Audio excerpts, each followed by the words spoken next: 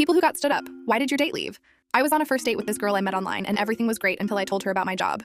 I was a server at a small cafe, and when she found out, her entire vibe shifted. She kind of rolled her eyes and sarcastically said, "Oh, so you're not really ambitious." I laughed it off, thinking she was joking. But then not even a minute later, she started scrolling on her phone. A few minutes later, she said she had to use the restroom and never came back. I sat there feeling like a complete idiot, and the bartender must have noticed because he walked over and said, "Tough night?" I just nodded and said, "Yeah." I told her I was a waiter and she judged me for it. He laughed and said, "Man, if that's her deal breaker, you dodged a bullet." He poured me a drink on the house and spent the next half hour just chatting with me about random stuff. It wasn't a pity. It was just a normal conversation with a friend.